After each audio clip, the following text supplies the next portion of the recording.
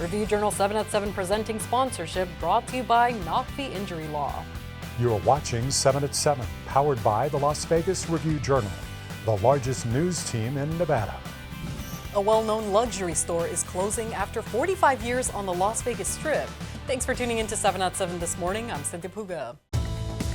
Starting with your business news, brought to you by G-Bank, your best banking experience ever. After 45 years at Fashion Show Mall, Saks Fifth Avenue is closing its doors. Saks Global recently announced it's closing 12 additional Saks Fifth Avenue stores and 3 Neiman Marcus locations across the country. This includes Saks inside the Fashion Show Mall, but the Neiman Marcus store there will remain open for now. The company says after the latest round of closures, only 13 Saks stores and 32 Neiman Marcus locations will remain open in the U.S. Saks was one of the original anchor stores when Fashion Show debuted on the Strip in 1981. The new CEO of one of Nevada's best-known companies says he's ready to lead its return to prominence. Hector Fernandez was selected to be the new CEO of gaming equipment manufacturer IGT in December of 2024, but he had to wait a year to take over due to a non-compete agreement from his previous employer, IGT rival Aristocrat Gaming. This was the first time where I didn't change physical locations. I didn't change industries. All I did was change companies. And so I'm very committed to helping my family and other people as well. So I really am big about giving back, not just money, but time and effort and energy. Fernandez says he wants to install into the company what he calls the 5 C's: culture, capabilities, content, commercialization, and cash flow creation. One of his goals is to foster innovation around IGT's popular Wheel of Fortune slot machine. And if you like our coverage, don't forget to like and subscribe to our YouTube channel. In more of your top stories, brought to you by Apex Armory, the Valley's premier firearms dealer. From dumpster diving to founding a recycling program, this UNLV graduate aims to continue making a difference on campus.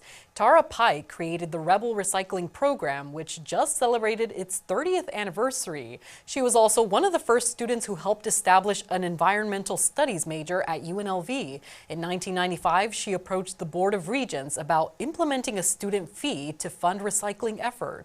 What started off as an idea for a $1 per student per semester student fee to help the university boost its recycling efforts has blossomed into a full-fledged program. The Rebel Recycling Program now has a budget of about $470,000. Pike says the majority of that money comes from UNLV, with $60,000 generated by the student fee to cover the salaries of student workers. She says the program now handles several tons of materials every single day.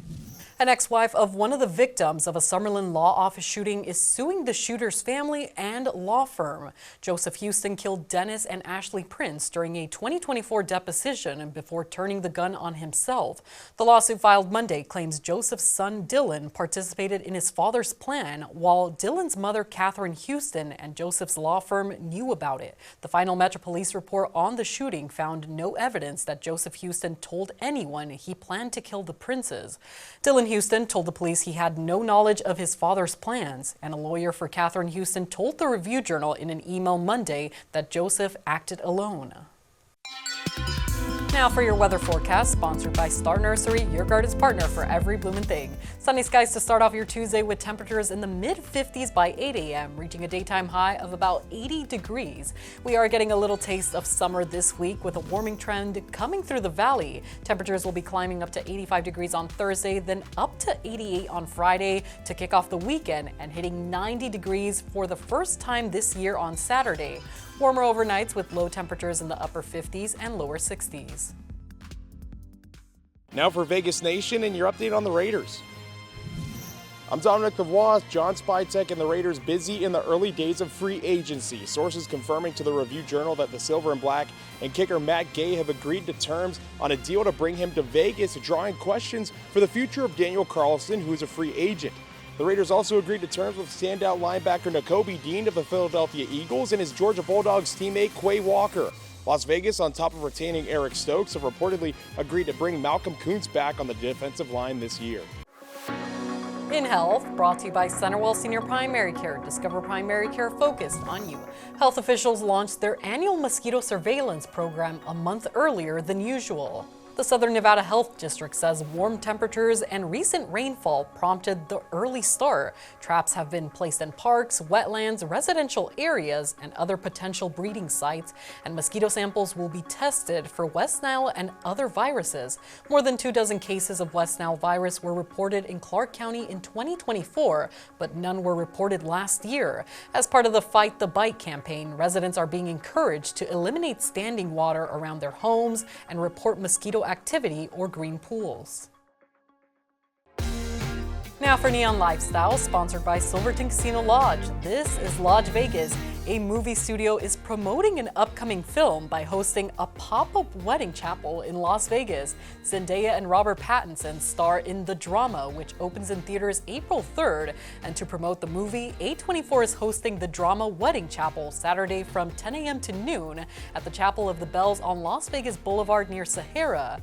Couples who would like to tie the knot there can learn more at thedramaweddingchapel.com.